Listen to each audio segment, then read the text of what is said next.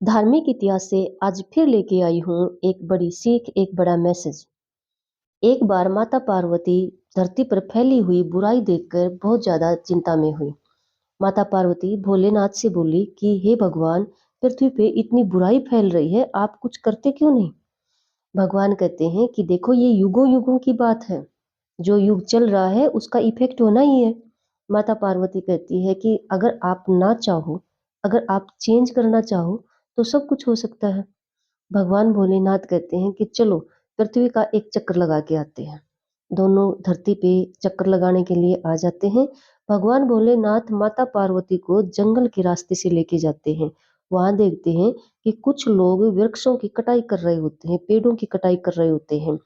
जो सीधे वृक्ष खड़े थे उनको काट रहे हैं, और जो वृक्ष टेढ़े मेढ़े थे, जो कई शाखाओं में बटे हुए थे, उनको छोड़ रहे हैं। भगवान भोलेनाथ माता पार्वती को कहते हैं कि आपको कुछ समझ में आया? माता पार्वती कहते हैं कि नहीं। भगवान कहते हैं कि ठीक है, चलो आगे चलते हैं। भगवान माता पार्वती को ऐसी जगह लेके जाते हैं जहाँ कुछ मकान तो बहुत बढ़िया कोठी टाइप अमीरों के बने हुए थे, और कुछ मकान गरीबों के टूटे फूटे पड़े हुए थे। भगवान कहते हैं कि आज रात हम यहीं पर रुकेंगे। माता पार्वती कहती है कि ठीक है। भगवान कहते हैं कि देखो, हमें आम इंसान की तरह रहना होगा। वो दोनों आम इंसान का रूप धारण कर लेते हैं और कहते हैं कि मैं खाना बनाने के लिए कुछ लेके आता हूँ, दिखाने के लिए हमें इस तरह का व्यवहार करना होगा। तब तक आप एक चूल्हा तैयार कर लो जिस पर हम खाना बनाएंगे। माता पार्वती कहती है कि ठीक है। माता पार्वती देखती है कि जो चूल्हा बनाने के लिए जिन ईंटों की जरूरत पड़ती है, वो ईंटें वो जो अमीरों के मकान थे वहां भी रखी हुई थी, और जो टूटे फूटे मकान थे उनकी भी बाहर पड़ी हुई थी। माता पार्वती जो टूटे फूटे मकानों के बाहर ईंट पड़ी हुई थी, उनमें से कुछ ईंट ले आती है और चूल्हा तैयार कर लेती है। जब खाना बन जाता है और खाना खा रहे होते हैं, भगवान भोलेनाथ कहते हैं कि आपको कुछ समझ में आया? माता पार्वती कहते कि नहीं। भगवान कहते हैं कि जो चूल्हा बनाने के लिए आप ईंट लेके आए हो, वो देखो सामने जो ये अमीरों के मकान है वहां भी रखी हुई है, लेकिन आप एक गरीब के घर के सामने से क्यों लेके आई? माता पार्वती को सब कुछ समझ में आ जाता है। भगवान भोलेनाथ कहते हैं कि जिस जंगल से रास्ते से हम निकल रहे थे, वहां पर आपने देखा नहीं, जो सीधे वृक्ष से उनकी कटाई हो रही थी, उन पेड़ों को काटा जा रहा था, लेकिन जो टेढ़े मेढ़े थे उनकी कटाई नहीं हो रही थी। ये भी मैं आपको यही समझाने की कोशिश कर रहा था कि जो इंसान सीधे स्वभाव का होता है, भोला होता है, उसी का लोग फायदा उठाते हैं। और देखो, आप धरती पर आने के बाद इस धरती का जो युग चल रहा है उसका इफेक्ट आप पर भी हो गया।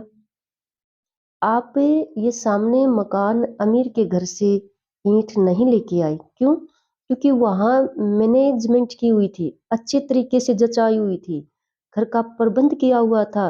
और जो गरीब के घर से बाहर ईंटें पड़ी हुई थी, ऐसे सामान अखरा बखरा पड़ा हुआ था, ऐसे ऐसी सिचुएशन में आपने वहीं से उठाए। इसी तरह से जो इंसान टूट जाता है, बिखर जाता है, कुछ ट्रेजेडी के कारण, कुछ कर्मों के कारण, भी कुछ गरीबी के कारण, लोग उसका ज्यादा फायदा उठाते हैं। तो देखो, जिंदगी में दुख और सुख, अमीरी और गरीबी, ये तो प्रोसेस है नेचर की। ये तो जिंदगी एक संघर्ष है, आते जाते रहेंगे। लेकिन हमें जरूरत है अपने आप को मैनेज करने की, अपने आप को प्रबंध में रखने की, प्रबंधन के साथ रखने की, अपने परिवार को मैनेजमेंट की तरह रखने की, उनका अच्छे से प्रबंधन करना, उनको संभाल कर रखना, अपने घर को संभाल कर रखना, अपने परिवार को संभाल कर रखना। इस कहानी से हमें देखो यही सीखने को मिल रहा है, यही मैसेज मिल रहा है कि हम चाहे गरीब हैं, चाहे हम अमीर हैं, लेकिन हम मैनेज कर सकते हैं, हम बैलेंस बना के रह सकते हैं। और अगर हम किसी भी ट्रेजेडी से गुजर रहे हैं, किसी भी गरीबी से गुजर रहे हैं, कितनी भी गरीबी से गुजर रहे हैं, लेकिन हम अपना ज्यादा शो ना होने दें, अपने को बिखरने ना दें। नहीं तो जो बिखरा होता है ना, उसका सब फायदा उठाते हैं। और दूसरी बात रह गई हमारी सीधे पेड़ वाली। देखो, जो इंसान सीधा होता है, भोला होता है, वो अपने भोलेपन को, सीधेपन को शो ना होने दे, क्योंकि फिर दुनिया का नेचर है ऐसे इंसान का फ़ायदा उठाना। देखो वैसे तो सीधा होना, सीधे साफ दिल का होना एक अच्छी क्वालिटी होती है, अच्छी बात होती है। लेकिन जो दुनिया का नेचर बन चुका है, वो है सीधे इंसान का फ़ायदा उठाना। तो अपने आप को शो ना होने दें। अच्छे कर्म करते रहें, ईमानदारी से रहें और साफ दिल से भी रहें, बहुत अच्छी बात है। लेकिन इस दुनिया में बुरे लोगों से अपने आप को बचा कर रखिए। उनको शो ना होने दें और अपने परिवार को मैनेज करके रखें। अपने परिवार का संतुलन, बैलेंस बनाए रखें।